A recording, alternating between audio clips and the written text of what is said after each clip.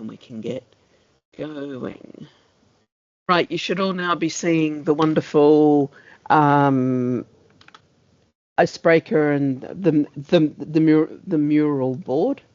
I'll just let Denise in, and because there's 11 people, this is a busy one today. So we'll go through, we'll do our standard icebreaker, your name, your pronoun, where you're from, and I'm basically saying your favourite seat on the bus and why is it the driver's seat on the upper deck, because that's everyone's favourite seat on the bus as far as the last few times we've done it. Then the plan for today is we're going to go through just a tiny bit of housekeeping, showing you the new CMS, and then we're going to really dive into naming conventions. Having a look at when do things get renamed, because we know there's a lot of renaming going on, and this is coming up because of the PSVAIR, the extended what's the word I want? The extended versions of the regulations is coming out. So looking at when do things get renamed, why names can't be simple, and any thoughts people have on what could simplify or what works. And then I want to go through the namings in practice, having a look at how we create the names for stops, what rules we're following, show you what guidance that we put up and get your thoughts on the guidance. There was a version that was not good. I've done some very quick rewrites, and I wanted to run it past you and get your thoughts on, we could do this slightly differently, and really get that best practice to publish up and out, so that trying to corral 148 people to maybe do things only in one or two different ways rather than 148 different ways. That's my goal. So hopefully that's what you signed up for today. I am going to start off with the icebreaker and run from the top.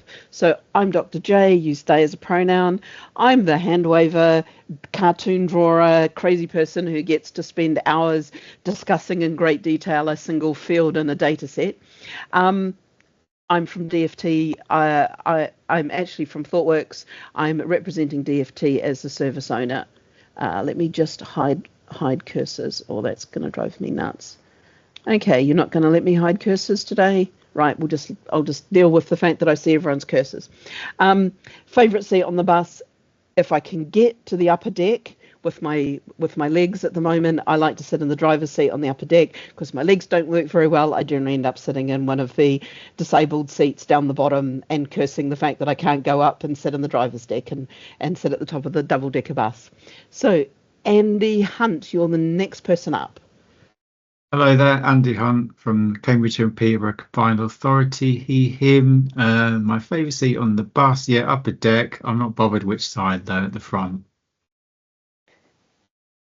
Excellent, thank you very much. And Dave Mountain, you're the next one up. Dave Mountain, I'm Chief Data Officer at Transport API. Pronouns are he, him.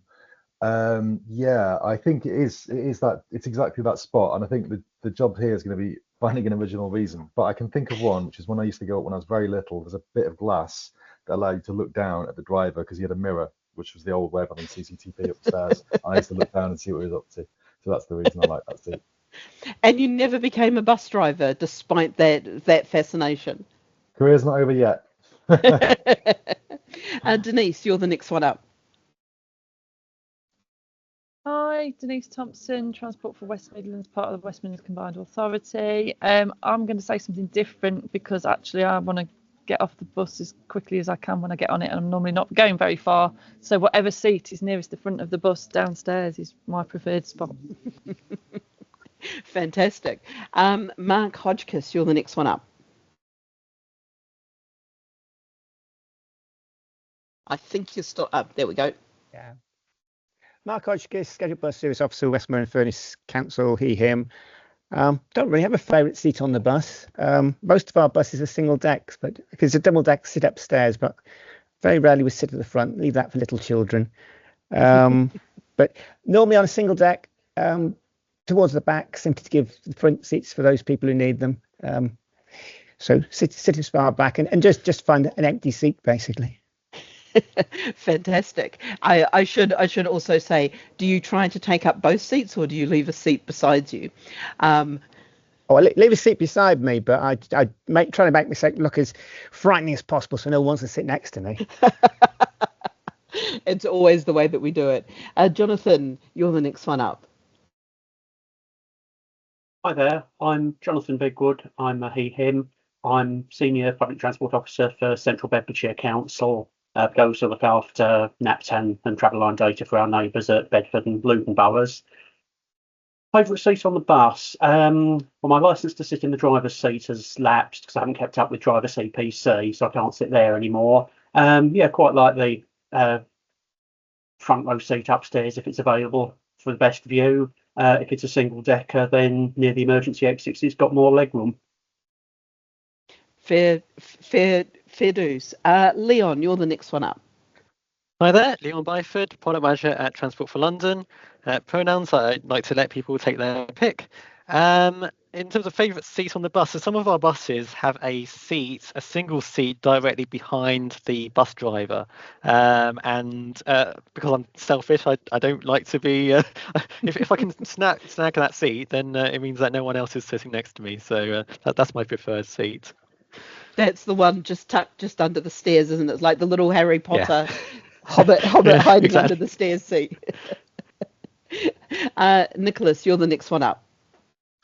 Hi, I'm Nicholas Lawley. Curveball here. I'm actually from Go South Coast. We're a bus operator down on the South Coast. I'm he/him. I don't have a favourite seat. My concern is just getting on a seat because the buses I catch are always so really busy. But if I can, I prefer a window seat. But I don't like sitting upstairs, and I certainly don't like sitting in the so-called driver's seat because it actually makes me dizzy. Oh, that's a whole. Oh, I'm sorry to hear that because it is it's the best sightseeing seat, I have to say. Patrick, The only sorry. The only time I would sit upstairs, go further back, is actually on an open topper because we have plenty of those in the summer. I haven't been on one of those. It's also, I have yet to be on a rail replacement bus, so that joy is also awaiting me. Patrick, you're the next one up. Hi, afternoon everyone. I'm Patrick Smallman, Data Operations and Application Support Lead at EtoWorld. He/him, and my favourite seat on the bus. If it's a summer, it'll definitely be a couple of feet behind any window slat, just so it's well conditioned. Excellent. Peter Stoner, you're the next one up. Peter Stoner from EtoWorld, and our roads are so bad beside us that staying in the middle on the downstairs is the best, particularly when my wife is with me. So. And sorry, Peter, I didn't catch your pronoun there. I'm not offended by call me what you like. Yeah. That's completely fine. Richard, you're the next one up. Hello. Sorry, my internet connection is really bad at the moment, so I keep cutting out. Richard Hall. I work with Peter at EtoWorld. He/him. My favourite.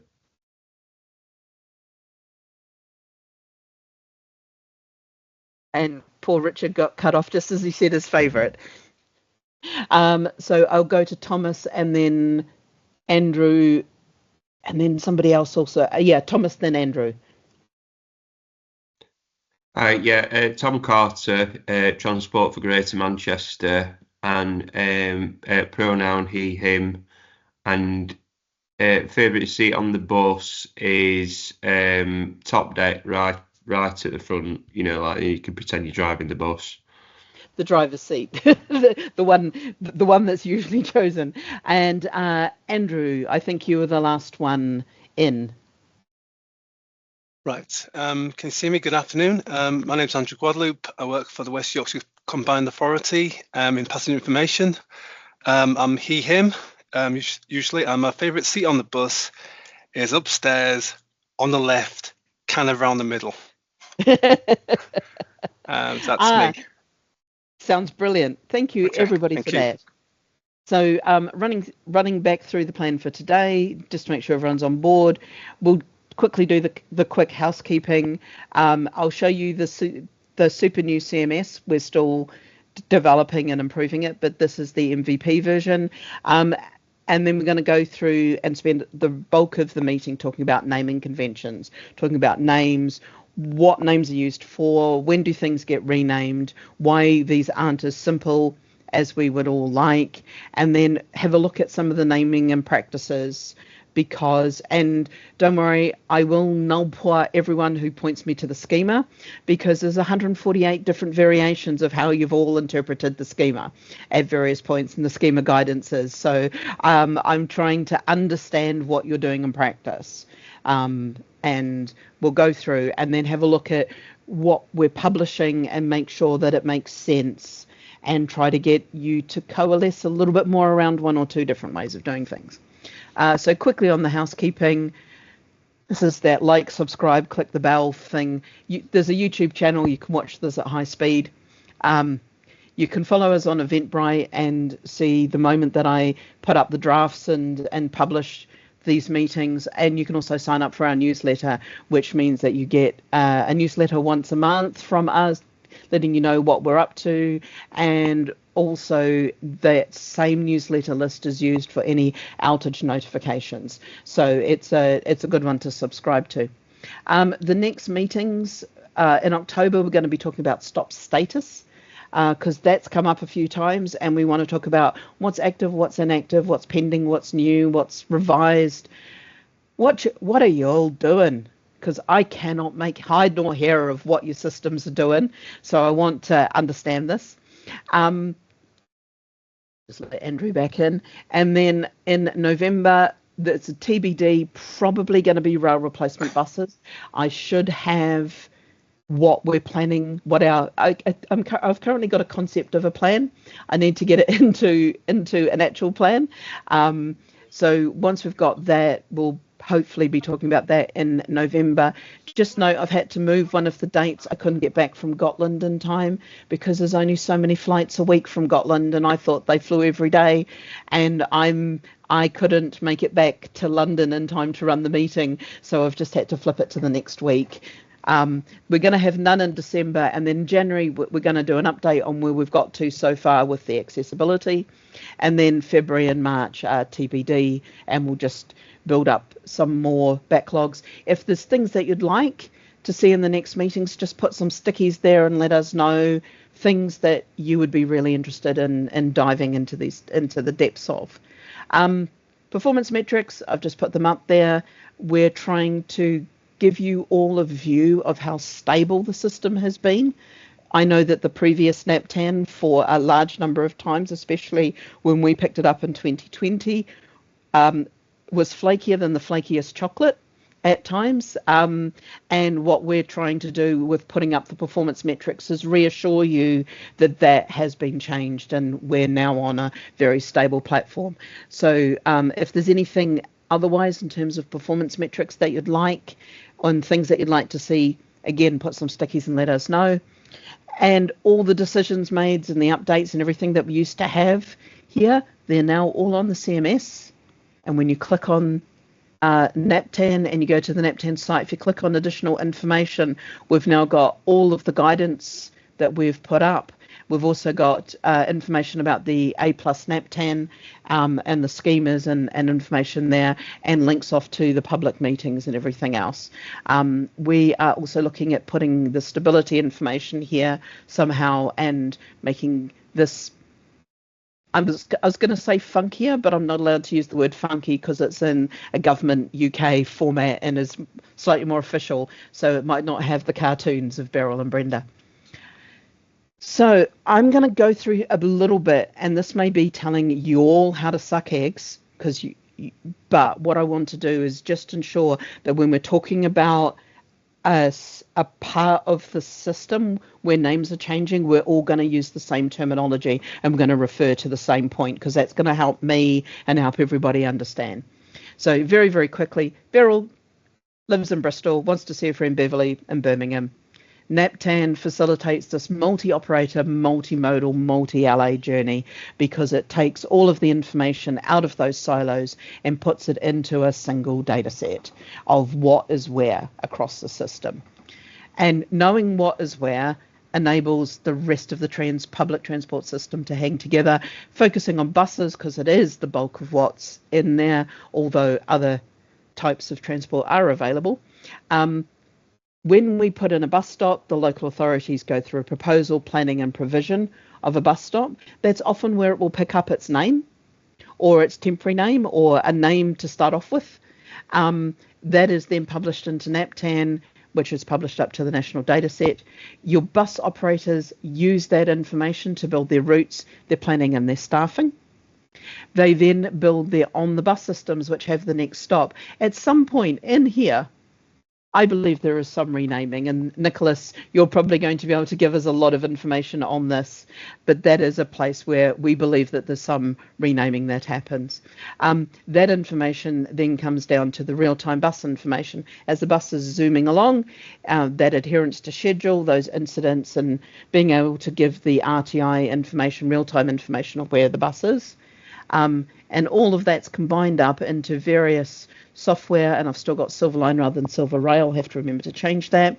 All of that's combined up by our data consumers into the consumer apps that people use, your bus companies, your local authorities, your passenger Google, Apple and Travelline, and also all the printed timetables. And this means that Beryl catches the right bus in the right place at the right time for the right fare. Blah. NAPTAN is the enabler for all of this. It's that underpinning what is where that makes all of this happen. But the names sometimes are changing. The names sometimes are being questioned a lot by people, and this is what I wanted to dive into. So this is the first one is going to be back to, and all of those who were around at the start of NAPTAN are going to be like, oh, we're back here. Remember when I was asking how to define a bus stop? I want you to take a minute or so and just write me down what a name's used for. Why do we have names on our buses and not just a code?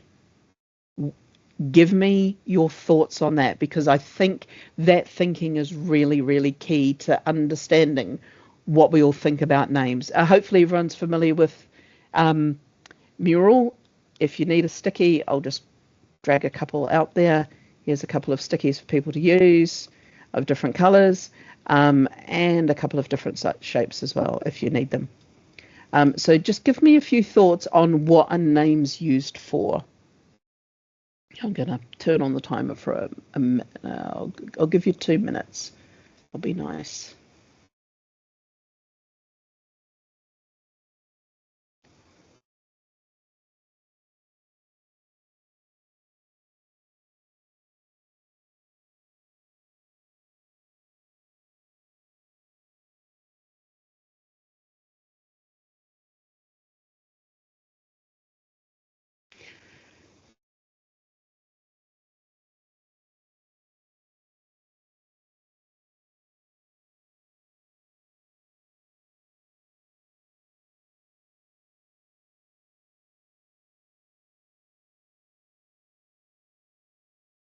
I'm also aware that this is kind of one of those blindingly obvious, but also not blindingly obvious questions to ask.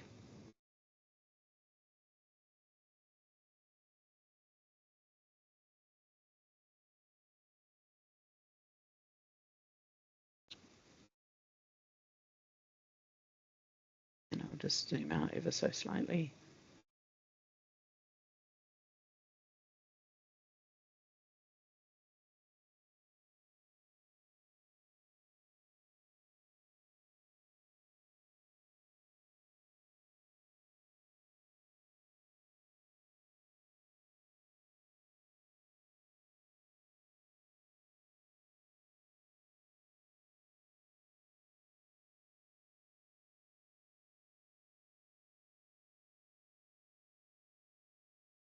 There's also no correct or incorrect, even though I might, when I read some of these out, I might suggest that they're talking about another field, but there is no correct or incorrect version of this.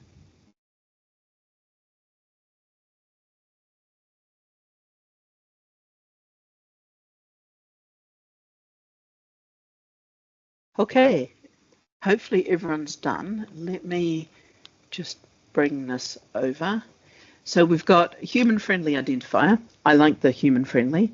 To identify specific stops to get on, off bus at each part of the bus, part of the passenger's journey. So that's about identity. A name is much easier to remember than what looks like a random code. People can use the name to get bearings on mapping apps, and it gives the passenger more confidence as they are more likely to know where they're going. Given people often follow their journey in mapping apps, they will have a visual reminder of where they're going, as they will have already seen it in the app. I like that human friendliness. Useful at interchanges where people might change buses. Where to get off to access a station or a point of interest. Which place a bus route serves. Stop to alight at. Needs standard naming system. I might come back to that one. So a bus stop can be identified by different stakeholders, customers. To orient the location of the bus stop using relatively fixed reference information. Okay, it's an interesting one. Take away the blank. For information on timetables at stops, real-time information screens, you are here, online journey planners, next stop announcements and board vehicles. Tell the passenger where they are as linked to timetable. Asset management purposes, to distinguish one stop from another. Okay, I've said, and there's more. The broad description of a stop, e.g. as a destination, e.g. Leeds city centre. For identifying a specific stop where there are many, e.g. stand sticks or stop K. Human-friendly rather than computer-friendly. A description to help people find a stop, e.g. opposite Sainsbury's. Okay, so some of these are names, some of these are indicators, some of these are other pieces of the puzzle and not just the name of the stop. So that's interesting because that also helps me understand what you're seeing as a name. So this tells me you're not just seeing a name as in the common name or the short common name, you're seeing a name as in a combination of 2 or 3 fields. Denise is giving me many head nods and that, which I think is very much the way that we've been presenting some of this. I think things like asset management and the unique identifiers, those are better handled with things like our ATCO codes and our NAPTAN codes because they're very, very precise about that stop, that just that one there, not the one next to it and not the one across the road, it's that one. Whereas the one next to it and the one across the road might have very similar names, but different indicators and things like this. So that's why I was kind of saying everything's right, there's some more right than others, if that makes sense when it comes to name. This is where I want to understand, and I've put in the bus operator because we know that this is the place where it happens, or I've heard it happen, but I'm sure that there are other places where it gets renamed. Can you tell me when the names get renamed? So there's a name in there and you're changing the name.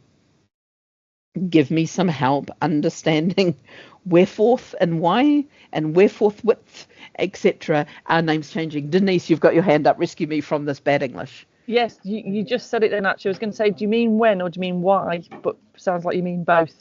Because I think yes, the why is probably the key. Essentially. I need both because I need to understand when it's changing, but also why somebody is needing to change it. What is driving them to take this action? Because ain't nobody gonna futz about with data if they don't need to. I'm well aware of that. People don't play with data for fun, and it's understanding the driver, the inciting incident behind it. Sorry, I've forgotten how to create a sticky note. Oh, There's loads and loads of buttons. I can't see the right one. If you click the second one down, it says sticky notes, and then you can choose a square, a rectangle, or a circle if you want to be super funky. Sorry, I'm trying to do it in the Teams meeting, not on Mural. That's why it doesn't work. I'm sharing my screen, so you're trying to work on the shared screen. Oh, sorry. I've come back to work today after a week off, and it was a mistake. Hopefully being on a meeting with me is not so much of a mistake.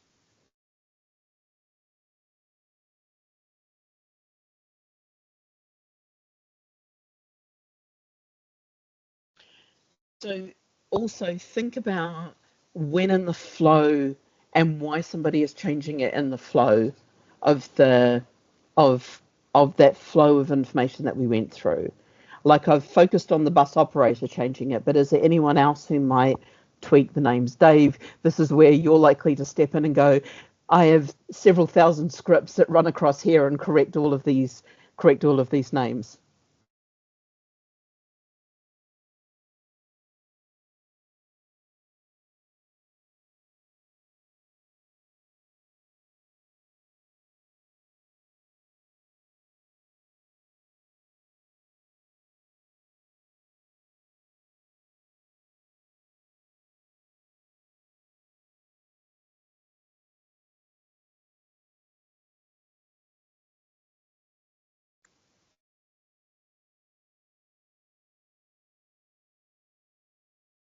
I can see there's a couple more stickies being done, and then I'll read through them and we can talk about any that come up.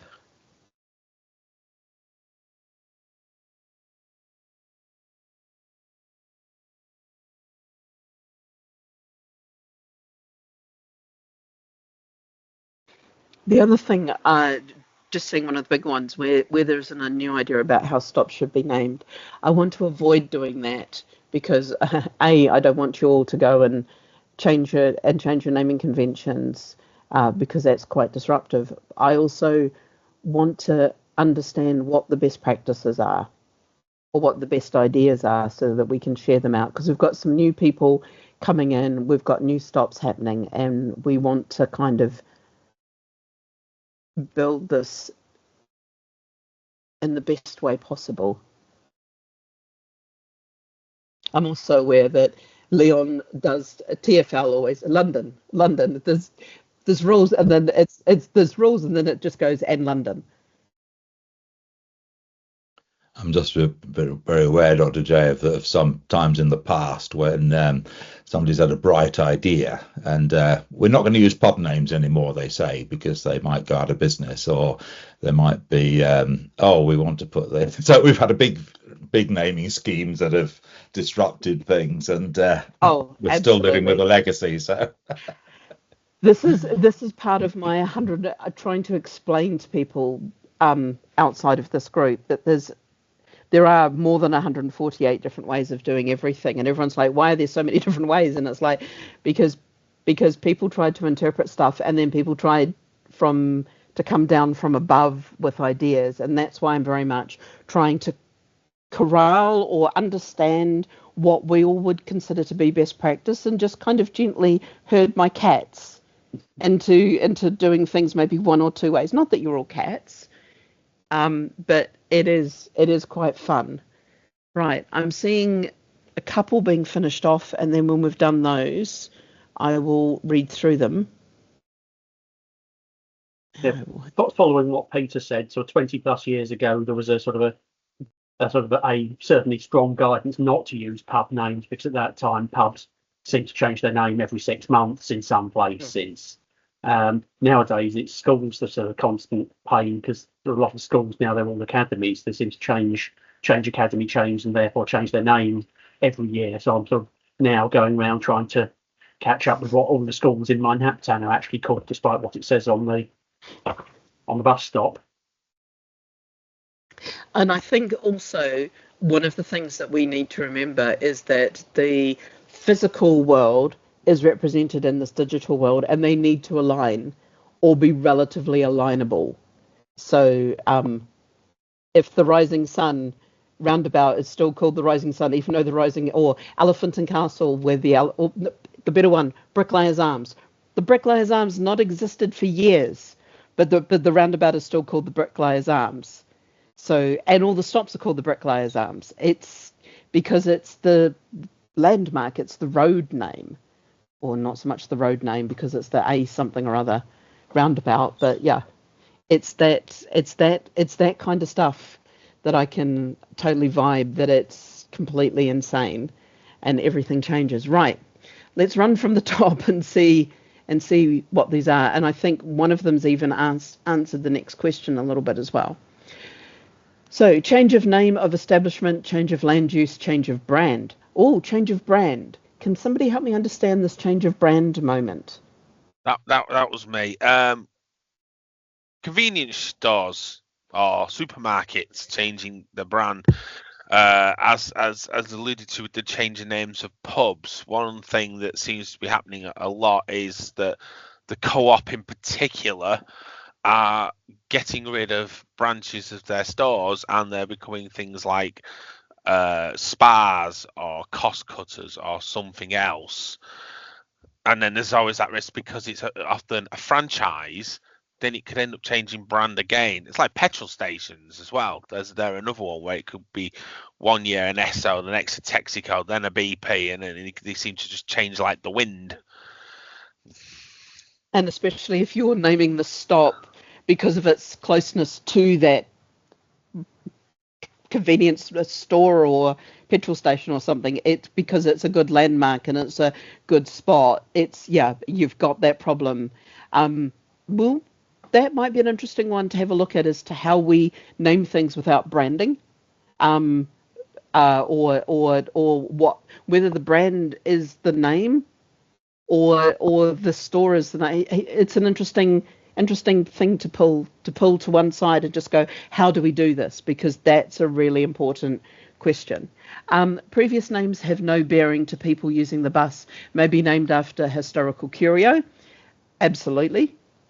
New station is opened, nearby bus stops get renamed to name of station. Brent Cross West became Brent Cross West, yes. Consistency. Stop relocated puts it closer to another road or landmark. Spelling mistakes. I can totally vibe with that. There's a lot of scope for improving names where the existing ones are less than ideal. What does ideal mean in this context? Can somebody help me understand this one?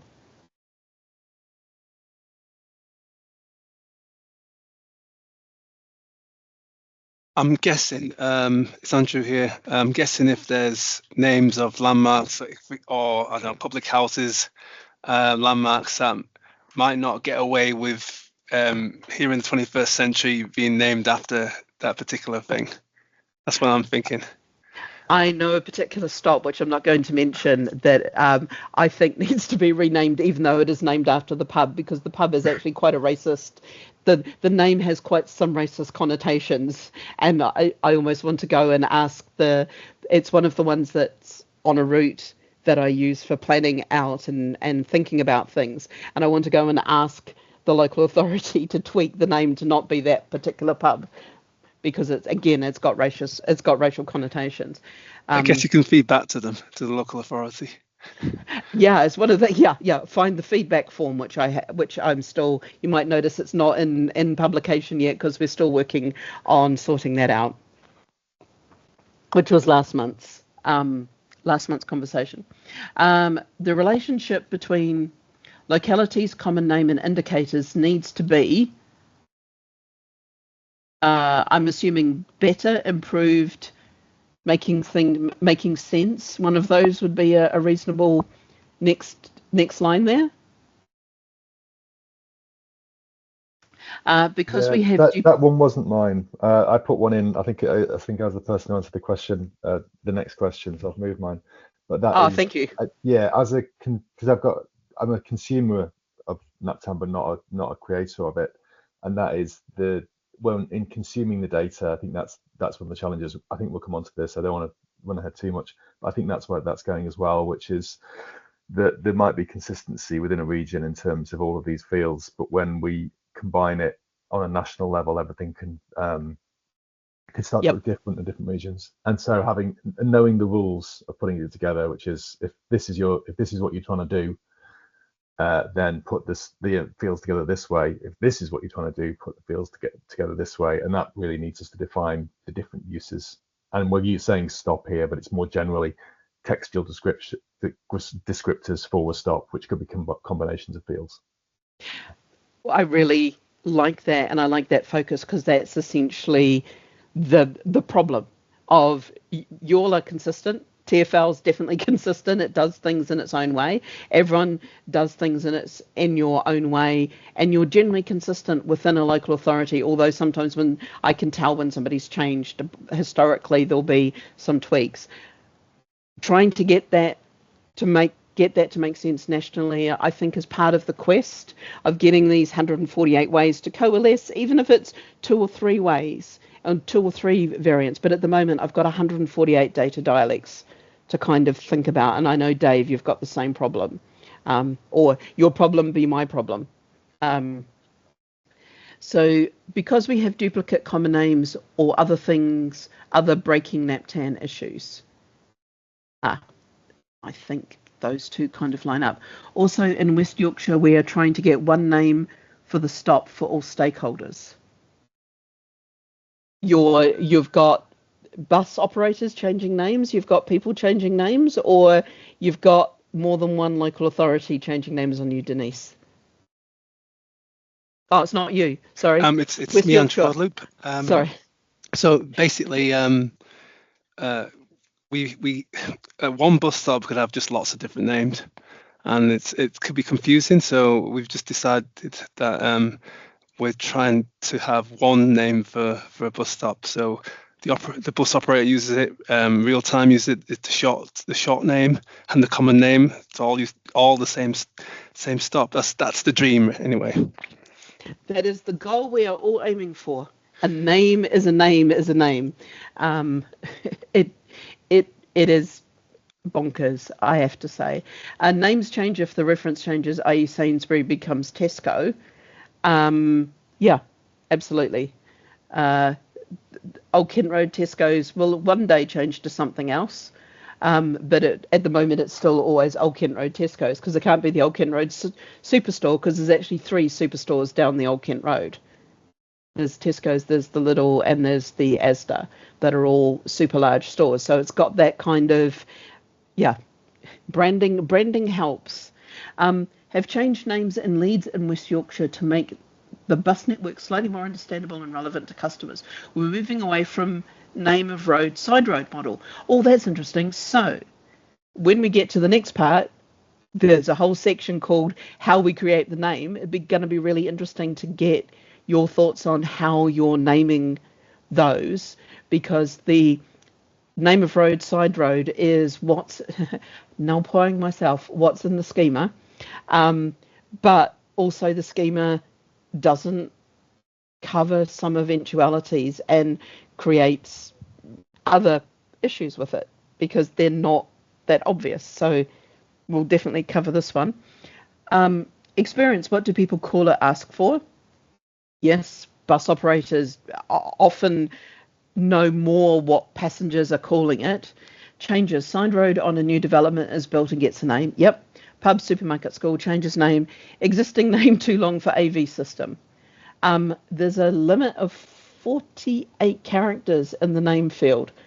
Yes, I know this because I had to rename a whole pile of things and broke the 48 character rule and then had to go back and rename everything.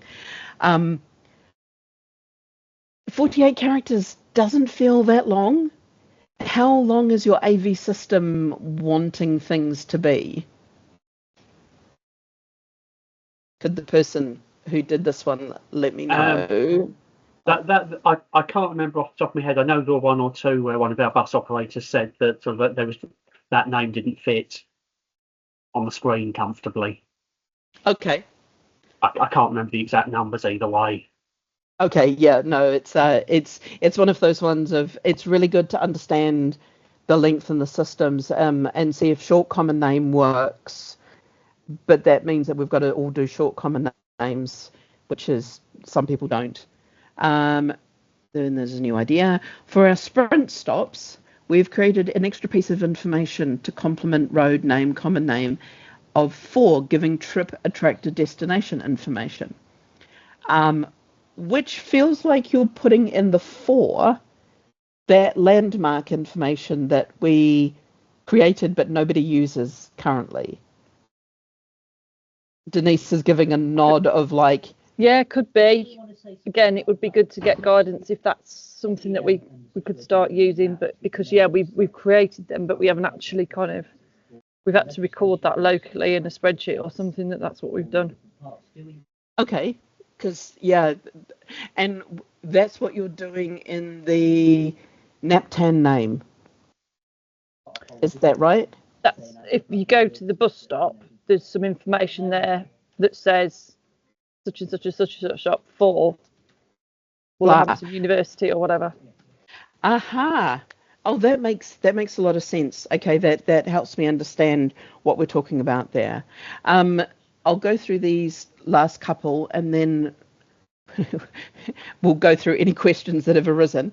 The human using different outputs at different parts of the journey means that one name doesn't fit all. This is for the example that we have always used road name, common name on all of our roadside flags and timetables. So is this using locality during the different parts of the journey?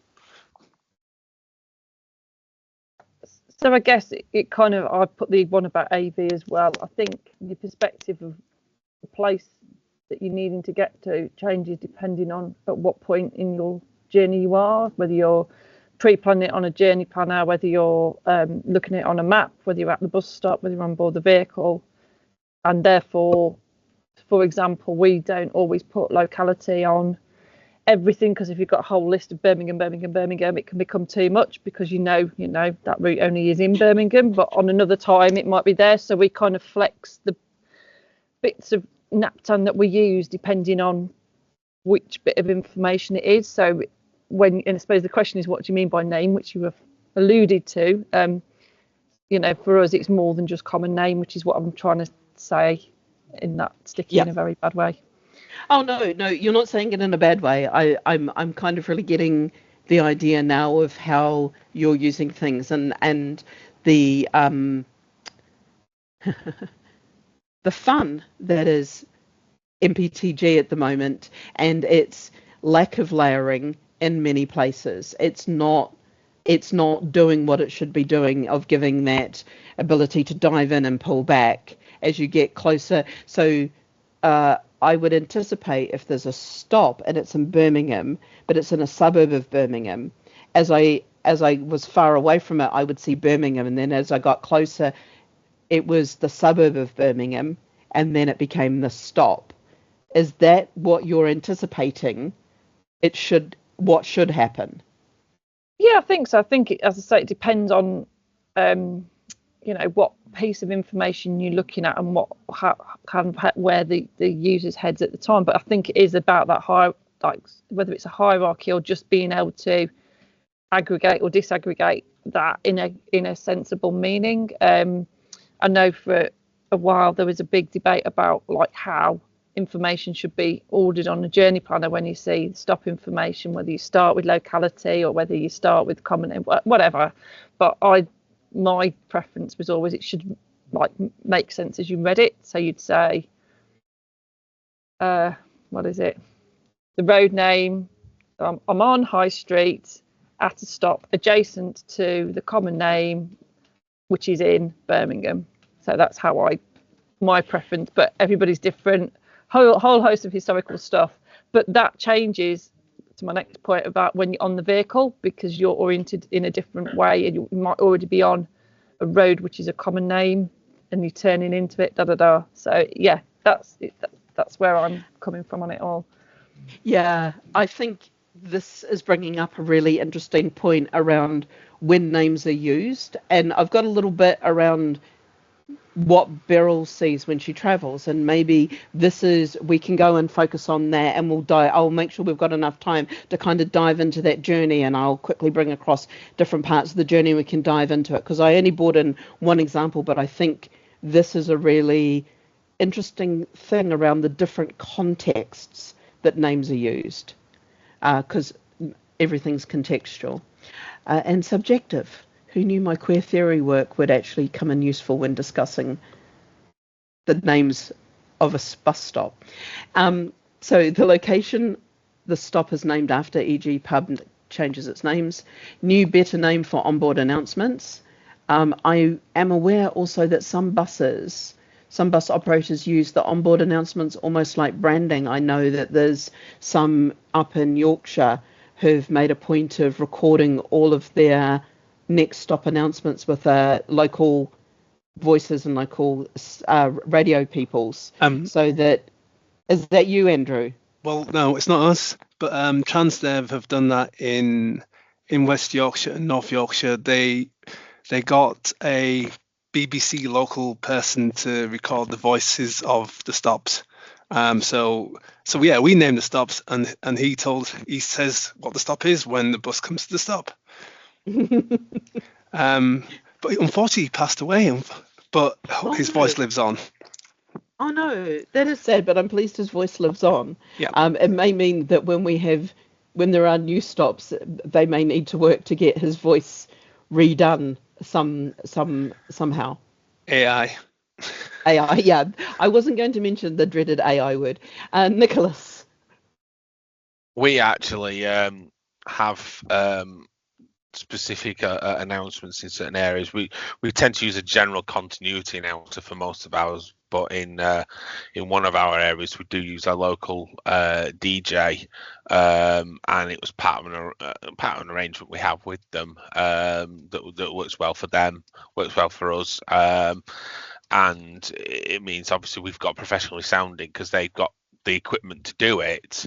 But going on the Transdev thing, they use actually different people in different areas, and I think it's in Lancashire, they actually use a Coronation Street actress. Oh wow. Oh, I need to go and do. I'll need to go and do some bus journeys to hear the different bus announcements.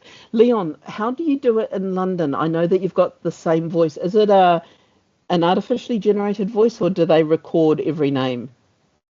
Good question. I think it is. I think it is recorded, but I don't know too much of the details on that. It's a different team to the team I'm in. I think that at some point we might want to have a quick chat on that one. So, questions arising from this. Is there anything that we haven't covered? I know a name. I think, Denise, you brought up exactly what we're trying to struggle with here, and I think you've described it really well, is the name and the level of naming changes according to your context. So let's go through a couple of the other bits and pieces, and then we'll get into and dive into that context, because I think that's where some of Dave's stuff ties in, the stuff that Ito World does ties in, the stuff that Nicholas is trying to do will also tie in, because Nicholas's context is different to the planning context, is different to the at the bus stop context. And Dave. Yeah. I think this is the stuff that I find interesting, the context and whether we can define different contexts. I don't want to jump ahead too far, but I was just trying to think of an example of the same stop and how you might refer to it, which is if you are there looking for it on the ground on foot, you might say, I'm looking for stand 6. But let's say there's a single stop, which is stand 6, Leeds bus station, Leeds city centre. If you're looking for it, you need to know it's stand 6, not just that it's the bus station. If you're passing through and want to know on the bus and you want to know when to get off, you don't need to worry that it's stand 6. You just want to know that you're at the bus station. And if you're just getting on the bus some miles away, what you really want to know is that the destination stop is Leeds city centre. You don't need the detail of stand 6 or the bus station particularly. So it feels like there's, off the top of my head, and 3 different contexts where you'd sort of need 3 different names, or 3 different names would be useful. And I think knowing how to put the different fields together to meet all those different use cases is the challenge, really, from a consuming point of view. Yeah, and I think one of the things is people have used the names in different ways in our data dialects. So if we can start to corral towards, this is what this field is used for, and this is how you combine it, and this is what this field is used for, and this is how you combine it, that's going to get us a little bit further along understanding, which I know, again, not applying myself, it's probably listed in the schema somewhere, but I think it's having that very, I've read this, I will not mention the schema, but it's getting that very practical information of, at this context, this is how we combine it, and in this context, this is how we recommend combining it, because it makes it more understandable. So this ties into the next one. Somebody said common name, locality, and indicator. Dave has written up quite a bit more. What I might do is I'm just going to duplicate this a couple of times. I'm going to break this into the 6 that you've put together. So we're going to have common name. Then we're going to have common name indicator. Oh, trying to do this quickly while being recorded, and of course the whole why aren't you going up? There we are. Get rid of that. If you can see what I'm doing and you'd like to help out, feel free, because I'm going to just go through and get one of all of these 6 and then maybe talk about any that are missing from other people's thinkings.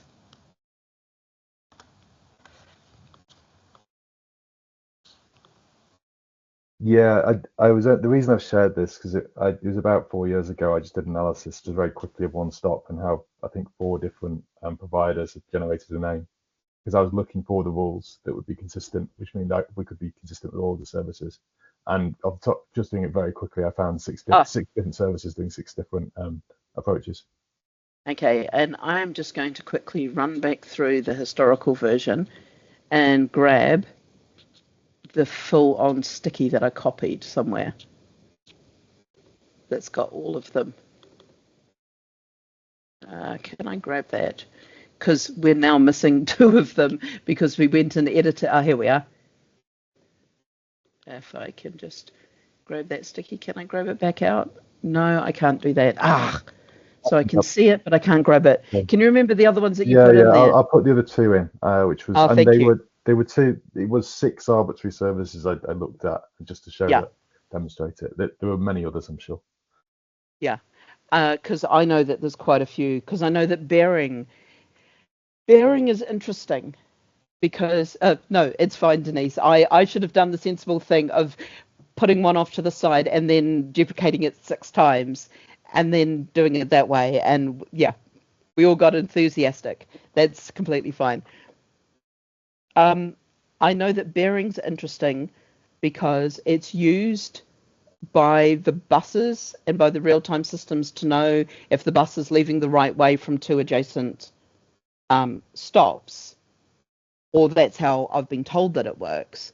But some people are saying the bearing is useful to the customer, but I don't know of anyone using the bearing in that way, and I wanted to understand if anyone was, because sometimes the bearing will be in a direction that's not exactly where it's going.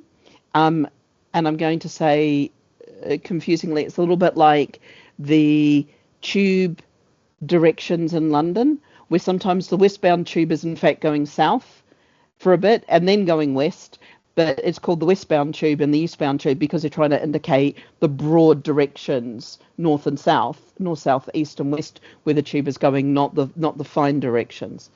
Nicholas, you're going to tell me that you use bearings all the time and I've got it completely wrong. No, where we do have an example where it's used is actually one of the local authorities that we operate in, going through a phase of replacing a lot of their bus stop flags. And one thing they're doing is they are putting the bearings on the flags. Instead of saying something useful such as towards next main destination or wherever, they're just putting the bearing in as pulled straight from Naptan, which we've argued against because we felt that it was completely useless to customers. And one thing that I've always argued about with bearings and having them public facing is, particularly those that have got disabilities like dyslexia and the various forms of that, they're going to struggle with bearings. They might not know the left and the right, let alone what way is north, south, east and west. Whereas putting a logical point that the bus stop is the direction of travel is heading towards is going to be more useful to a customer than a compass bearing. I think you make a really good point. You did break up a little bit, so just to repeat what I got, the bearing, people are putting up the bearings. The bearings are not as useful as where that's pointing towards. Now, that might be towards city and from city might be variable depending on where you are and what the city is. But I was just thinking of that as like I've done that for some trams. They had the indicator as city bound and outward bound or something like that, just as the indicator of where the tram was basically heading. And what was it? Oh, and bearings are really bad for people who have dyspraxia or dyslexia, or basically don't really give a damn about a compass, because I live south of the river, but I'm north of a lot of North London. I mean, one of the because so north and south are relative as well. One of the things Did that summarize it, Nicholas? Yeah. I mean, one of the things we do is that in our patch, some places it's the authority that puts the flags up. In other places, it's ourselves. And we've actually gone down the line with our design flags where we're replacing them at the moment. Is we have the route number on, but we've actually putting on where the bus is going. So we're actually putting the destination of the bus. So it's not a next town or a compass bearing, but it's where, it's where the bus is going, and that's what people are going to be looking for. Thank you, Patrick. Thank you, Nicholas. I think that makes a lot of sense, although that assumes that at your bus stops, there is only a couple of routes going through. You've not got those bus stops with multiple spider map worthy levels of different bus routes. Even where we have multiple services, the destination is put next to each service.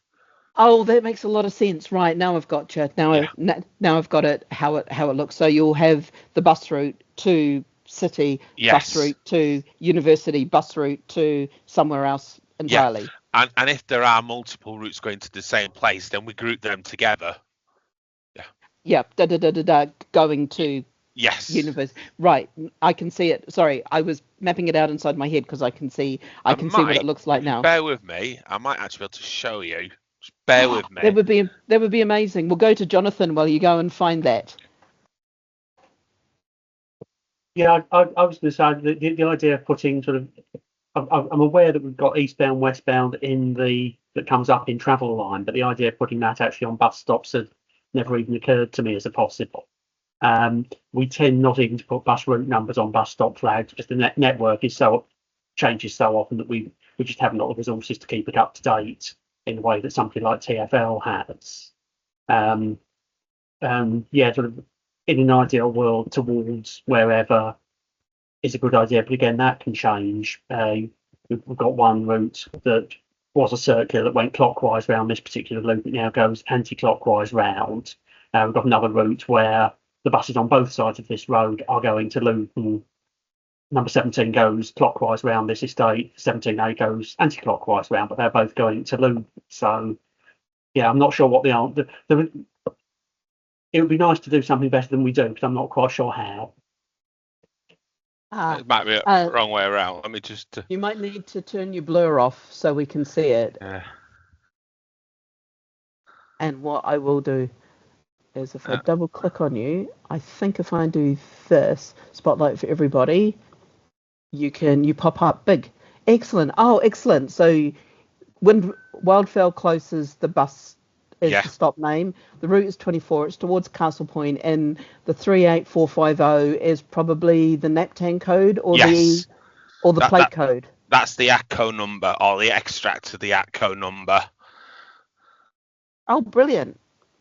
I will just stop spotlighting you so that you're no longer highlighted. But yeah, that makes a ton of sense. Thank you for that.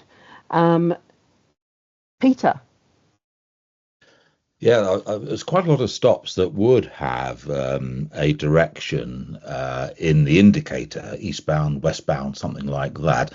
I think it's much better to use adjacent or opposite where a landmark will allow that to happen. But I think there's a lot of stops where it's actually very difficult to find any other reference, and therefore eastbound, westbound is quite helpful when you're analyzing the data and trying to work things out, more from the point of view of internally, if you're looking at things on the map trying to work out which stop is which, if the bearing hasn't worked out very helpfully or whatever.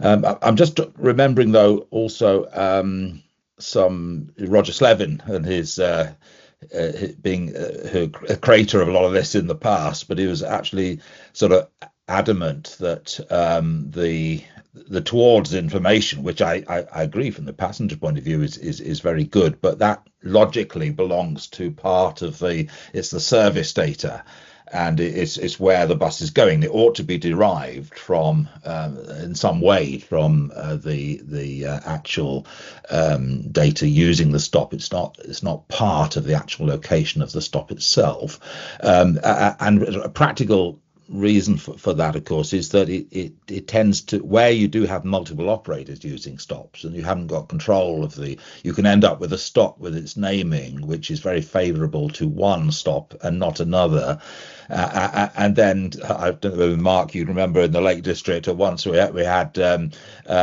multiple stops going up because the one operator put their stops and information, the other operator didn't like it and trying to put up another stop in order to get their view across, and obviously we're trying to counter that by having unified information that will apply to all operators and all new services that might be coming along if it's not possible to adjust the information on the stop. So there's some positives and negatives around that. Yeah. And I think this is also part. So in the previous last month's meetings, which I've just put up on YouTube, and the delay was because I went on holiday. I just put them up on YouTube today. There were between the two meetings, there were some real big differences on how indicators were used and how to do. We put together some scenarios, and Leon, I know you were at one meeting. The other meeting had an entirely different view of how indicators should be used. So it's going to be really interesting. I've got to sit down and do a bit more analysis and think about how I present this back to everybody and go, okay, so what are we actually going to do with indicators, with this indicator field? Because it's wild, it's insane, it's bonkers at the moment, and trying to get it to give the right level of information to people so you can disambiguate the two bus stops, or you can disambiguate a cluster of bus stops down to the one that you want to be at or the one that you need for this particular trip, even if they've all got very, very similar names or the same names. I live by a pile of bus stops that all have the same names, and you need the indicator to know which one of the 3 or 4 that you actually need to catch your bus from. Pausing for a breath, I will hand over to Dave to get your thoughts on this as well. Yeah, it's just a specific one on bearing, which is and again, it really comes down to knowing which rules to use when. In trying to look at other services as well and try to find out what good names look like and how we can combine the fields, we found that some people were taking the bearing and always including like southbound, northbound, east, west, westbound, etc. But then that exact same descriptor would sometimes turn up in the indicator as well. So were we to do that slavishly, it would say, the High Street, westbound. So you've got this dilemma of what to use when, and then it becomes, well, should we start having application logic if a certain field has a certain value, that treat it in a certain way? And that's when it gets complicated. And the indicator field, when I was talking about bearing, but the indicator field, we checked it and it had 15,000 different values. So something that we couldn't really code up to say, if it's this, do this, if it's this, something else, do that. Yeah, I am trying to reduce the number of things within the indicator field, which is what I attempted a little bit last time. But there are some, just trying to get people to use opposite spelt in the same way and not have spaces after names and things like that, because it might look visually the same, or you may feel that it's kind of the same, but it's not when it comes to actual data. So just kind of highlighting some of those for people. Leon. Hi, just on the topic of towards information. So we do have these.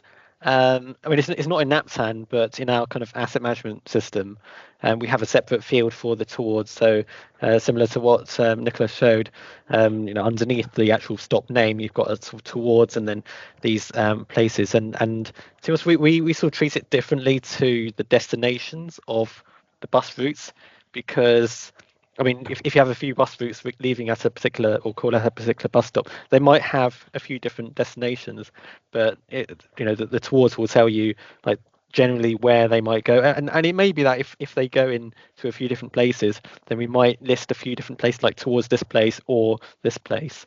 So we sort of treat it as a different thing, as like a distinct field, rather than something that we derive from the schedules, as it were. But so aside from the stop code, the common name essentially, and which is in NAPTAN, and we have the towards information which isn't in NAPTAN, but we also have essentially what's called the destination name, where it's not actually displayed on the bus stop, but it's the name that we call the bus stop on the destination blind of the bus, and on the kind of the voice announcements, and on the onboard next stop sign when you say 1232 and then such and such a place, and it's basically a shorter version that kind of doesn't describe that specific bus stop but more the general area, although it is assigned to that specific bus stop. So we've essentially got 3 different names for each bus stop. Yeah, and I'm thinking of them. So, the ones that I know of is the buses will say the 176 to Penge, which is a bus that I used to catch home all the time from work. That voice is just drilled into my brain. I pity the drivers who drive that route, because it does just drill into your head. There's also, I'm aware, and maybe it's a TfL only problem because of the size of the bus routes, is at Elephant and Castle there's a bus stop for routes that are going across the elbow, across what was the roundabout, and going down New Kent Road. There's another group that are going down the Walworth Road, and another group that are going down the road towards Brixton, and those groupings are all very clear with that kind of towards part kind of gives it away. And once you've understood how the bus routes work, you kind of know which stop is going to take you in which general direction, even if the destinations are slightly different. I will say though, Old Kent Road Tesco's and Dunton Road, it's fun. You never know which way around the bus stop, the bus destination, the bus blind, and the physical is going to be, because some buses still call it Old Kent Road Tesco's, but the physical stop is listed still as Dunton Road, and it's one of those ones of like nobody seems to notice, and I'm just sitting there going, oh, I know this problem. Mark, save me from my nerdy London bus nerding. Not sure I can do that, but there's obviously it's different to what's on the stop, is what's on the electronic system. But I mean, when I was originally coming about, we got one stop in the middle of nowhere, which has six stops on different roads, 2 on each direction. But none of the buses actually stop at more than one of those stops. But you're running out of things. It's Castle Inn, and then what you put is all the indicator codes to show there's something different to each of those stops. And the other one I was thinking of, we've got another stop, because of the way the roads wiggles along a lake. We have somewhere where the stop is southbound, but the service which goes past it's northbound, because it's going south to head north again. So even for us it's confusing, but for a member of the public it gets even more confusing, and that's obviously the people we're trying to get to is the public. It doesn't matter what we all think, it's what's that person who's standing at the back. And it's we deal with the Lake District, which obviously got a lot of visitors maybe some of them English isn't their first language. Is how do we give that name so when they look at something on an electronic tablet or whatever, they're going to stand on the right side of the road, they're going to be in the right place, and it's virtually impossible. Yeah, and I think, and that's your example of it's northbound or it's southbound, but it's going north because it's going to turn and go south as it goes around the lake, is the thing I was talking about of the bearing when it's used for the buses and where something is bound can be two slightly different things. And this is why I was using the tubes as an example, because that's one that I see a lot of. The tube is heading south, but it's saying west because it's going to turn in a bit and head west. And you know which way you're going because it's very clear, eastbound, westbound. And it's got a landmark destinations or landmark stations listed there to try to help people. But I think that's also trying to help tourists in Londoners run for the right tube. Andrew. Hello. I guess I've seen this in London in TfL land that there's a cluster of stops, and then one stop could be, I don't know, High Street A or AB and High Street CD, whatever. Those are things to try and differentiate the stops. So that's one way that will be useful to be in the indicator field.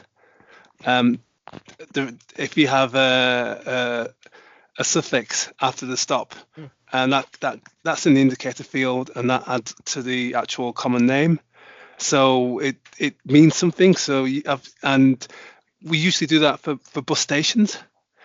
So in a bus station, there's lots of stands. So indicator field, you put stand 1, stand 2, stand 100.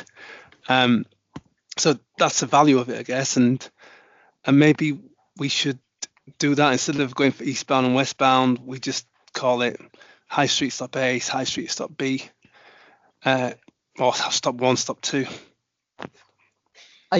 That's a really good one, and I think if you look at the second meeting, both of the meetings around indicators, there's some really good thinking that's come out of people and different ways of thinking about indicators and using them.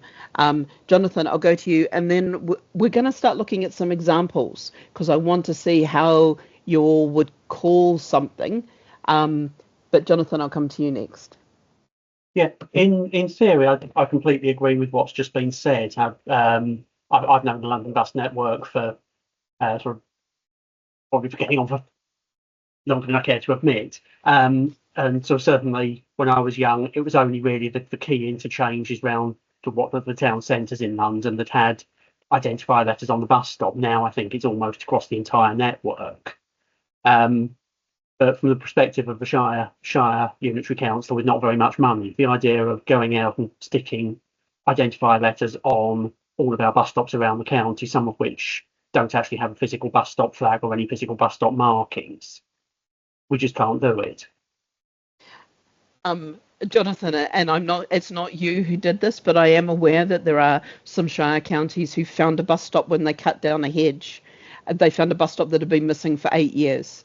Suddenly they were like, oh, there's the pole and the bus stop and the bus flag.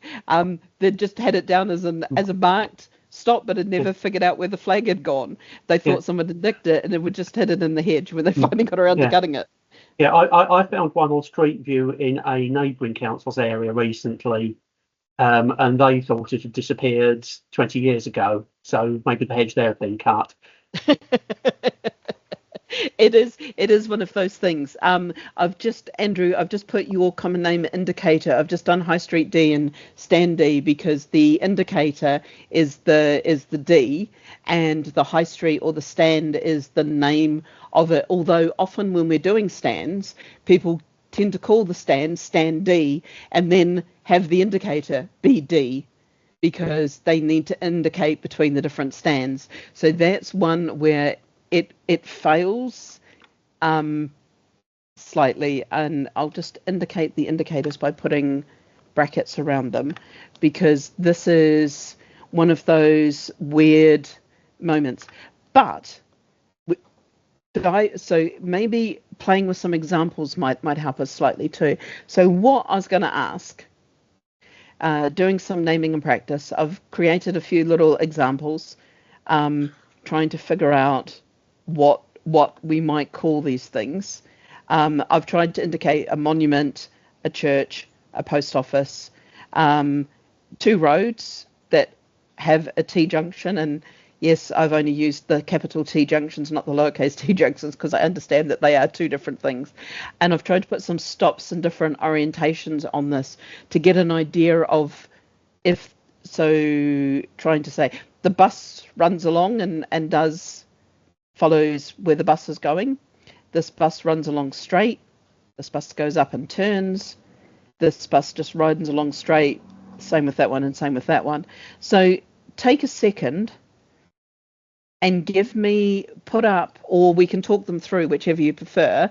We can talk about how we would name this stop.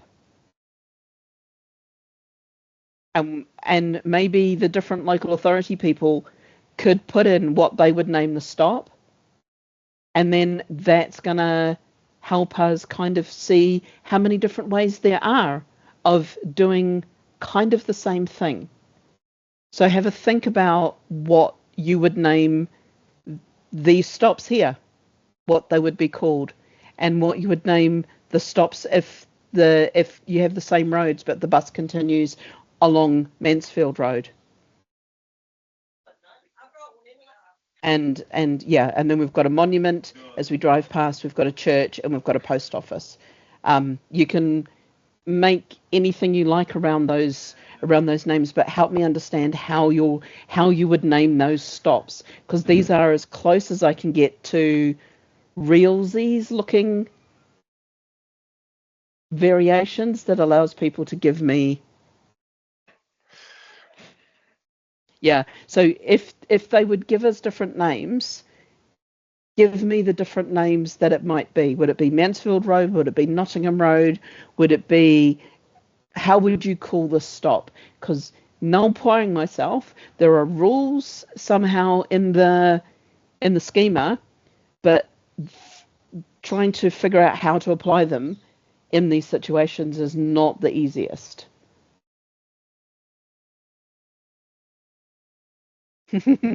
Yes, I realize the same people also have different conventions. This is part of there are so many data dialects that we're trying to pull together. Does this exercise make sense to everybody? I'm actually just trying to understand if these were created, what would you call them? It makes sense. Thank you. And Leon's going, London would do it this way, which is completely different to everyone else in the country. Yeah, you can also throw up a locality if you need to throw localities or something in there. Just call it any locality you like. Leon, please have a crack as to how you would do it in London. I know it's more Gerard stuff than you, but think like Gerard. I mean, I don't think Gerard actually names the stops either. So, but I can have a crack at it.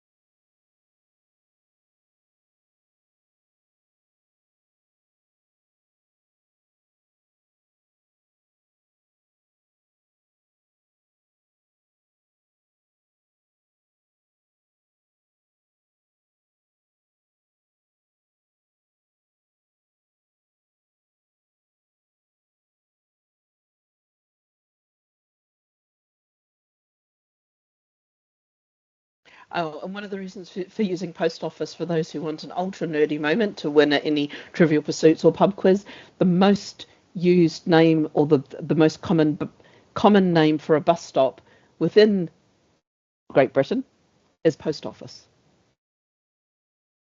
I thought it would be High Street. I was wrong. It was post office. I ran this exercise with my team. High Street is about number 3. Jonathan. And how many of them aren't post offices anymore? I've got a couple like that. So I just cannot think of an alternative name for them.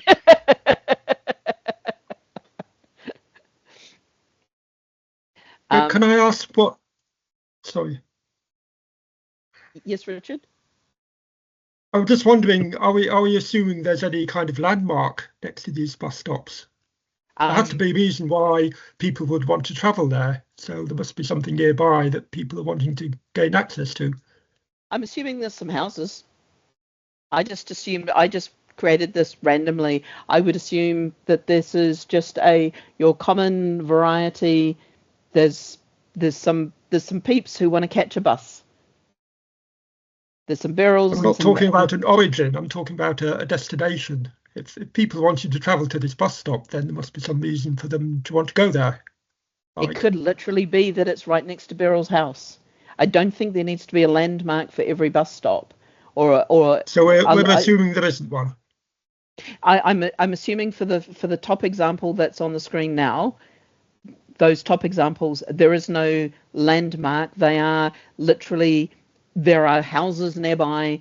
This is where Beryl is living, and Beverly wants to go, and this is where Beverly is living, and Beryl wants to go see her, or either way around. This is literally, there be some houses.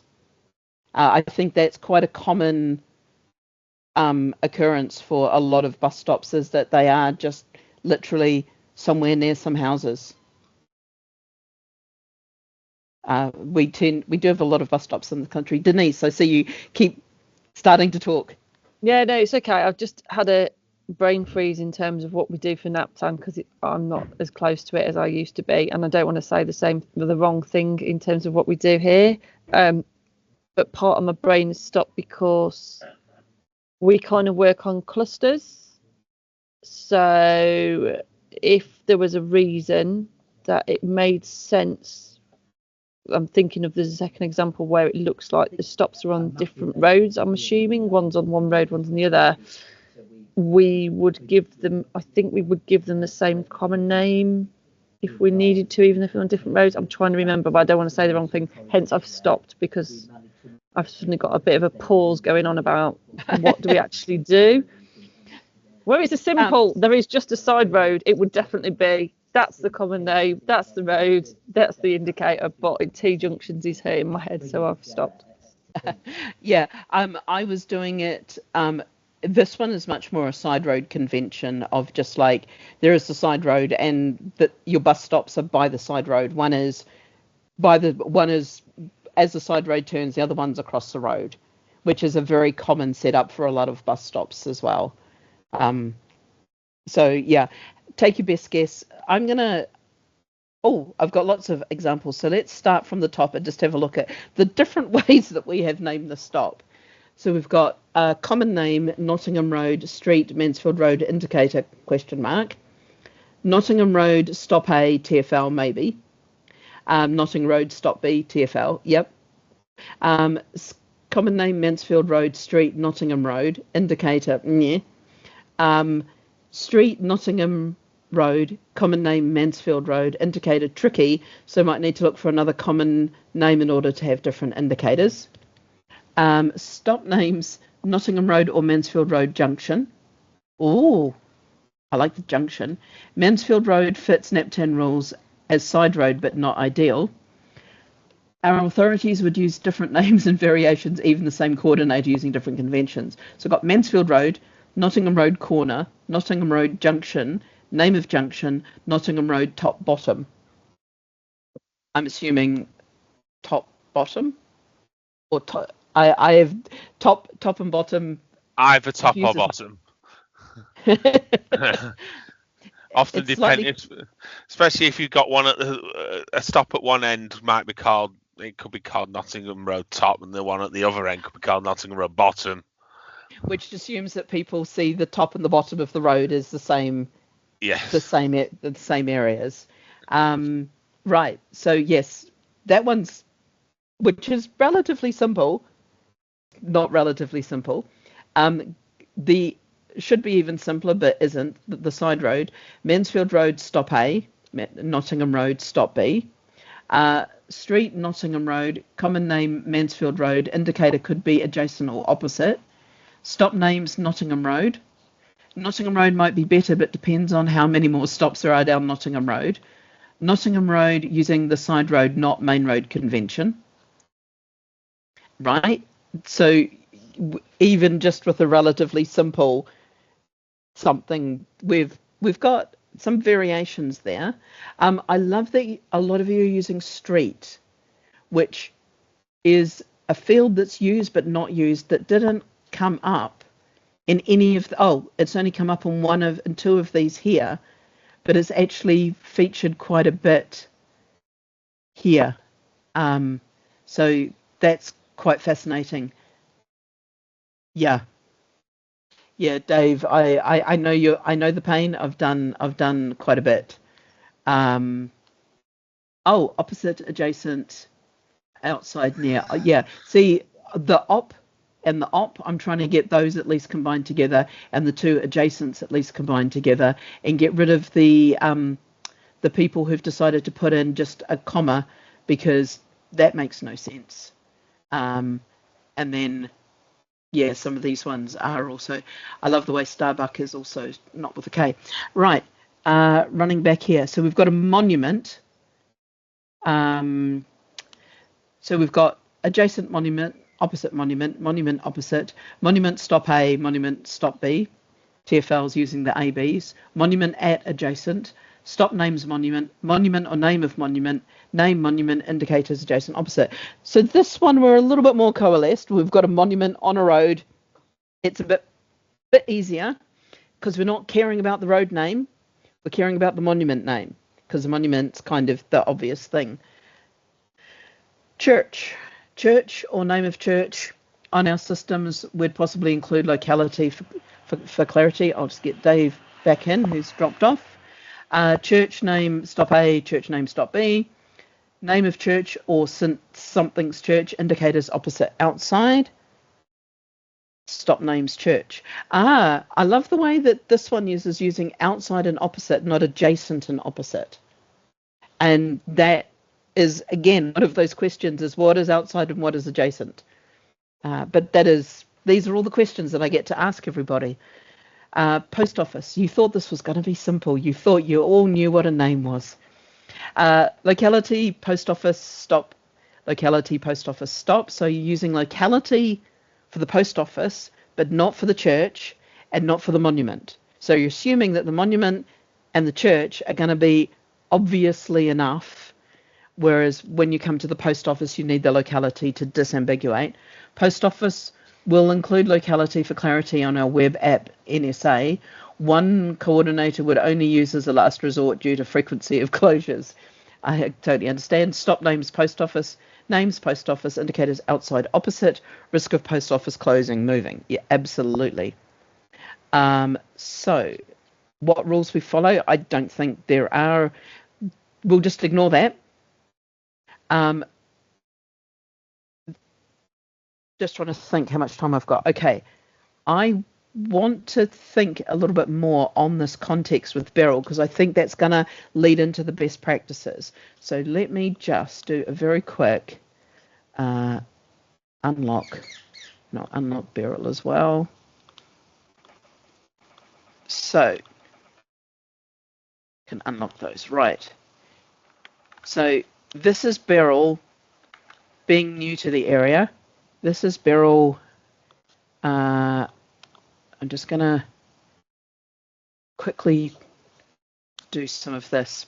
Bear with me while I rebuild something. So what planning to arrive, planning to catch bus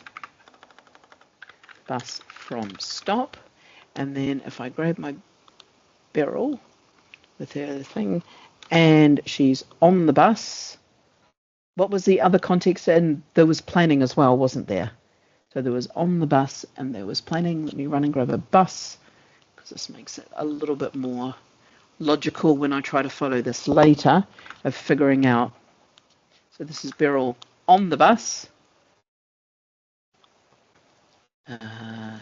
Center back. And this is Beryl planning. I'll find a little map icon. So if you can, just quickly throw against these. How does Beryl know this is the right stop? Now, what I've got here, and my great and grand putting images together, this is a pub that's been turned into a block of flats. Does that make sense? So pubs turned into a block of flats. How does Beryl local Beryl's lived here most of her life, how does Beryl know this is the right stop? If she's new to the area and it's called the pub name, how does she know this is the right stop? If the pub is now a block of flats, what does she need to know when she's planning to catch a bus from a stop? What does she need to know when she's on the bus?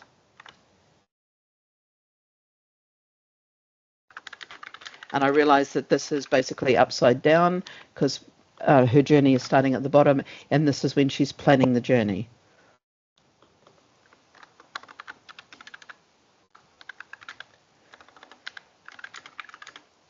So if you can take 2 minutes and just throw against those because Denise, you had some really good thoughts on this, so I'm going to turn to you and put you under stress in the last 15 minutes of just give me your thoughts very quickly and some stickies of what details she needed at these various points when she's planning her journey, when she's on the bus, when she's planning to catch a bus from a stop, and if she's new to the area or she's trying to hop off, how does she know that this is the right stop?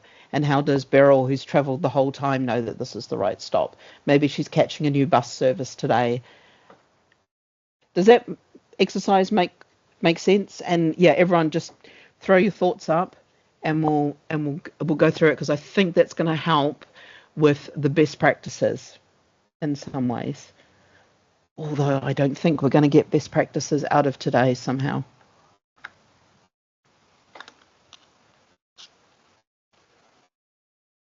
Five minutes later. Right. I'm going to go from the top down. So if you're still writing down the bottom, that's totally okay. So how does Beryl, who's local, who's been around for a while, know that it's the right stop? She compares the stop name and indicator with flag used geolocation coordinates. So essentially on her phone, it's telling her this is the right stop because you've arrived, there's a blue dot on the thing, and she can match the name and the indicator to know which side of the road, etc. So it doesn't matter that the pub has been turned into flats, because the name of the stop is still the name of the stop and still matches. The bus stop name should match an operator's timetable, journey planners, AV announcements on bus stops, and name displayed at stop. This doesn't always happen. NAPTAN allows for alternate names, e.g. old pub name, but not used consistently. Oh, I didn't even start on alternative names because that level of pain of naming. Dave, if you're around, do you use alternative names in any way, shape or form? Sorry, I had to switch to mobile, but I didn't want to miss this. No, we haven't used the alternative names. And the other consumers I can see have generally just tried to find descriptive text using the main fields rather than any of the alternative names. And asking a second very leading question, do you use the landmark field at all? Because I'm away from my keyboard, I would have to check. But we definitely, I'd have to check. No worries. I recall from another meeting that nobody we spoke to was using landmark, but I always like to just double check, because it broke a couple of people's hearts because they'd spent a lot of time getting all the landmarks right. Mark, before I continue. Yeah, we do use landmark. So you put landmark in? We put a landmark in, but often the landmark is exactly the same as a common name, but sometimes it's not. If there's two, sometimes you're really struggling. As we were discussing earlier, sometimes you're really struggling to find one common name. But if there's two things you can be looking out for at the stop, the more information we can give someone, the better. But whether that's used anywhere, I don't know. And I think this is where I might break your heart in that, and this was part of my leading question to Dave. I don't believe when we discussed landmark that we could find anyone who was using it in the data consumers. So I think just Dave again, in terms of, I think those 6 examples I gave, which were not just from us, but from different providers, I don't think any of those were using landmark, no. yeah, no, I didn't think so. I am probably going to run a session called "Does anyone use this? Shall we Maria Kondo it?" And does this bring us joy? Does this spark joy? Shall we put it off to one side? Andrew. We've got our 20. Hello, yeah, we do populate the landmarks field, but I'm guessing that not everyone of the consumers would use it. However, we used to have a journey planner that our contact center used, that Trapeze supplied us, and in that, in the thing that they supplied us, we had stop names, and in there we could see location, and we can see lots of different naptan fields, including landmarks. So you can say to a customer, yes, it's on High Street next to the post office that's open. So the folks in the contact centre had that luxury of landmarks. But as I said, as you've kind of said, consumers don't use it. So, but we still populate it. I can see its use in a contact center. So yay, you're the first person who's convincingly told me that somebody has consumed it, not just the people who've put it in nicely. Somebody has actually used it in anger. I am totally happy with this. Mark. I was just going to say, I think probably our system won't let us continue on if we don't fill that gap in. The other thing is it'd be a pain to take them all out again, so we just leave it there, even though it's not being used. Yeah, I'm very much. What I'm attempting to do with some of this is let people know what they have to fill out, and then work with systems that are demanding people put in information that's not used to kind of go, hey, this field shouldn't be mandatory, and we can quietly wind it down and let it degrade slowly in the background. I don't think I'm ever going to nuclear a field, don't worry, much as I would love to for clear down code. So just running back through some of these, at least parts of the information given on other channels should be visible at the stop. Great. Ideally, the name on Naptan would be at the stop. Yes, completely. Ideally, the bus stop name matches what she has been told. If there is a timetable at the stop that agrees with the direction Beryl is going in. Bus stop name matching on journey planner, map, stop, timetable will provide consistency. What if she's new to the area? If somebody could verify to Beryl that she is on the right side of the road. Use reference points that are present when the person is in the location. A name which is clear and relevant to the location, which is great. So those I think are really good and give some really cool ideas for the context around what Beryl needs to know if she's at that stop, knowing that this is the right stop to be at to catch the bus to go the place where I want to be. Planning to catch a bus from the stop stand identifiers are important where there is more than one at the location. Journey planner would advise of joining stop with name, map would direct, and name could be on the stop flag or timetable display. Google Maps, apps, and Journey Planner could state the name and location of the stop. All of those things require Naptan. Somebody the other day tried to convince me that Google knew information, and I finally got them to realize that I was the person who gave the information to Google. Because they were telling me that I could go get the information from Google. I'm like, no, I can't, because I give it to them. It was a very amusing moment for me. Stop stand identifiers are important where there's more than one at location. Okay, on the bus. Beryl's on the bus, travelling along, needing to know how many more stops to wait, all of those things. Next stop announcements would give the name of the stop. Onboard next stop sign. Excellent. Name of stop giving some trip attractor information to confirm this is the best stop for a location, particularly helpful to understand access points from a map, e.g. for a hospital, which stop is actually best. Really, really good point, because sometimes there's a couple of stops at St Thomas's which you don't want to hop off at because they basically dump you in the middle of the car park and you've got to walk almost all the way around the hospital to get actually up onto where you need to go into the hospital. another London moment.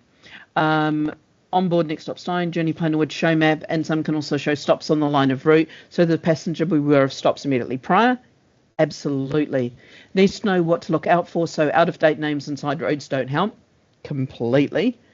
Ideally, on the bus announcements, will verify the name of the stop that she will get on or off at.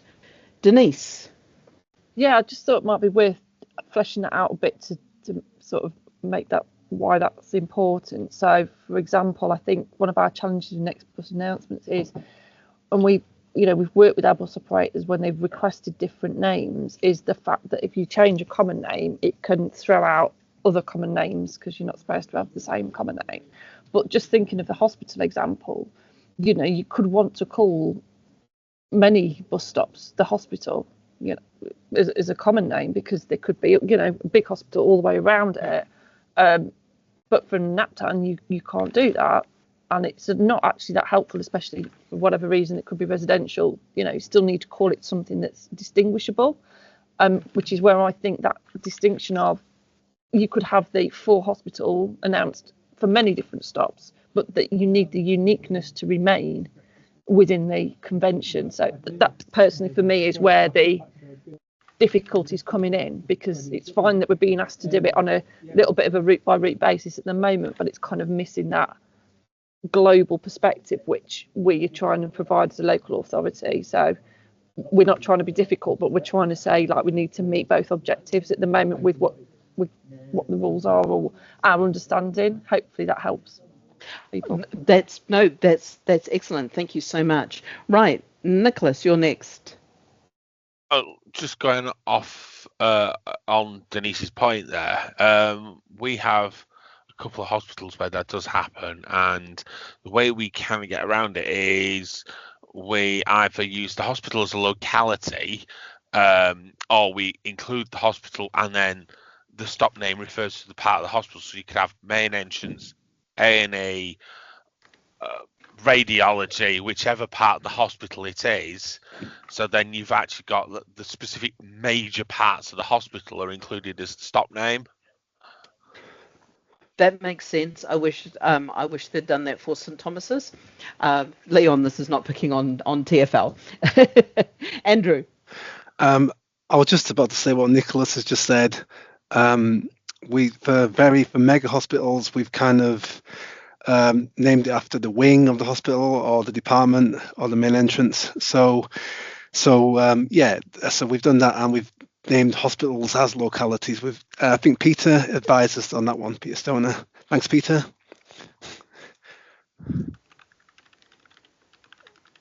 But I'm guessing you don't put that on your bus stop, at your bus stops, the locality. Guess because the locality is the hospital. So the hospital is, for example, Dewsbury District Hospital. That is the locality that we've kind of made, and we've differentiated it by calling it, in this case, stop A and stop B.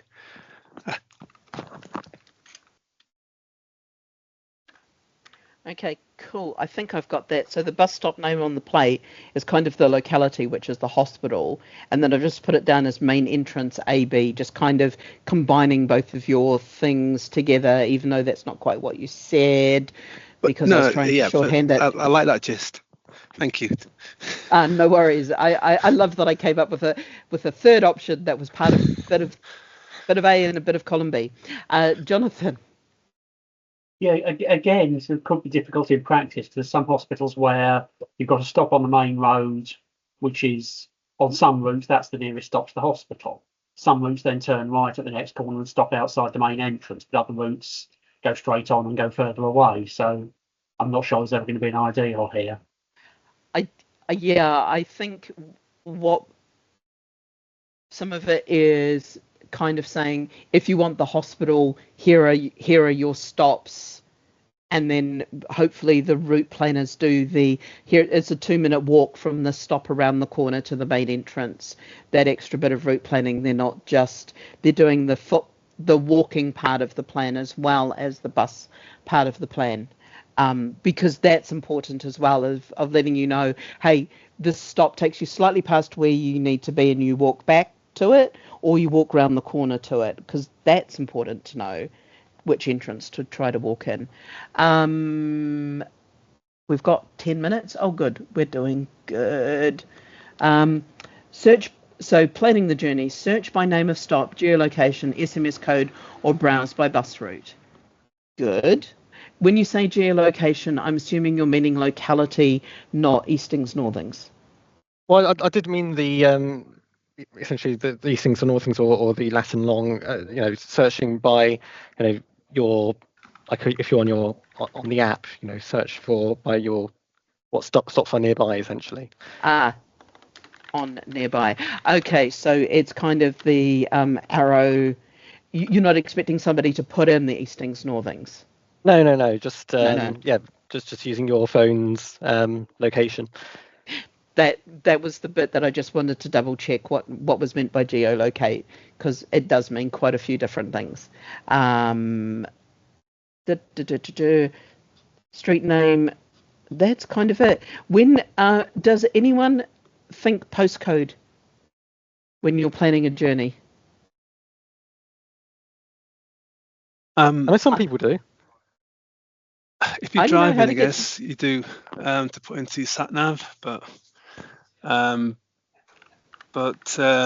journey planning, it's an option, I guess. But I guess we need to get more customers to tell us what they do. That would be really great to find out if anyone can talk to a customer and find out if they do use postcode. I do, because that's the only way that I know where my friends are, because I don't know where they live otherwise. It's one of those things. Denise. Yeah, I was just going to say, because there's a difference here, isn't it? You're very rarely going to be planning from a bus stop to a bus stop, because you're going from somewhere before that to somewhere after that. So in terms of journey planning, yes, you would potentially go from a postcode to another postcode or something like that. Yeah, I think that's right. Thinking of how I tend to use it, but then I'm not that typical of a user these days. Nicholas. I'm just thinking that some postcode areas are quite big, especially in rural or semi-rural areas, which could mean that a postcode could actually cover several bus stops, even in a suburban area. Because you could have 50 or 60 houses in a postcode, that could include 3 or 4 different sets of stops. I thought it was helpful to go through all that. I think it'd be good to start kind of Thank you for that. I've just put that down. Mark. Dave Mountain here. Dave, off you go. Challenges and things, because only because I'm on mobile, so I'm afraid I can't raise my hand.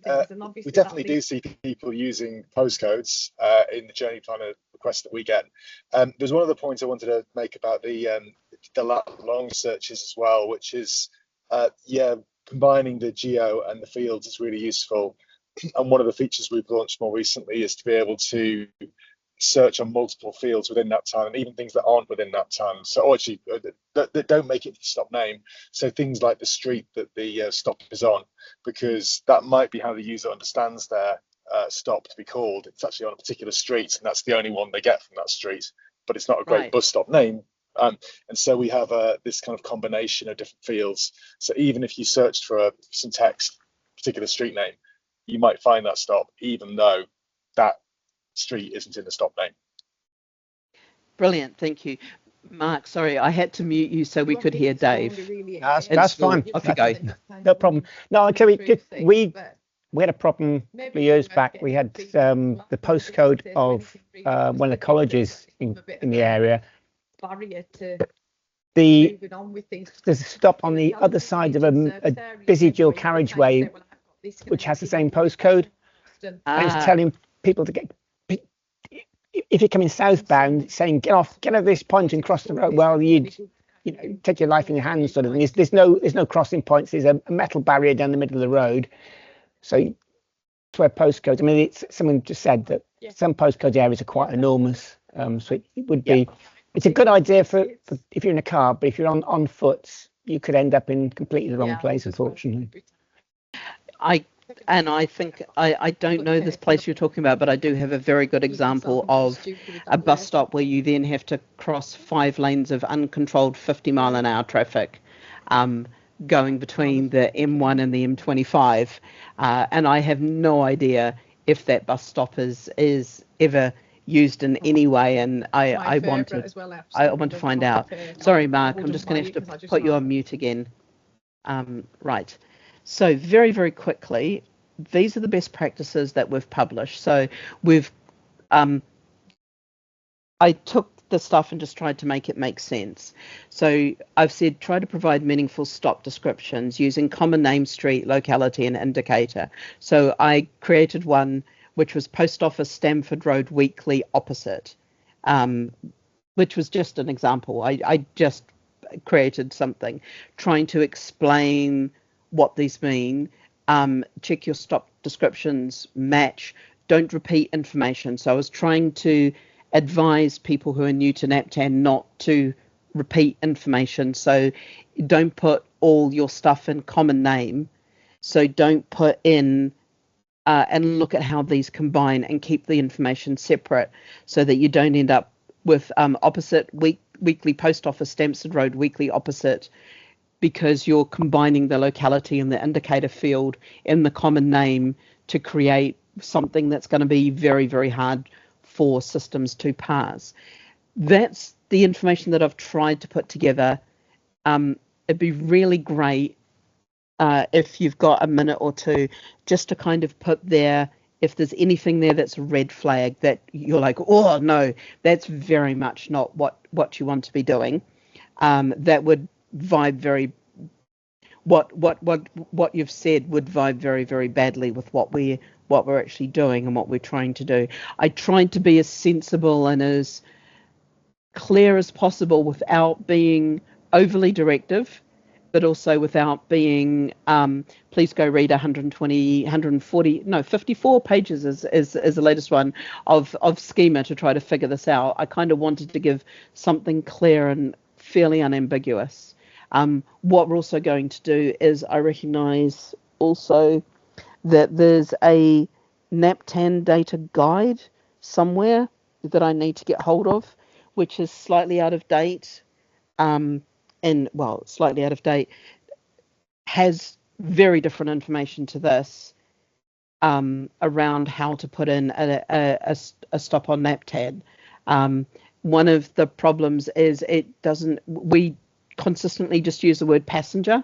It uses traveller, people, person catching. There's just so many different variations for the same word, which is passenger. So I'm trying to get hold of it and kind of pull it down and put it up in the CMS so that it's there and a bit more amenable.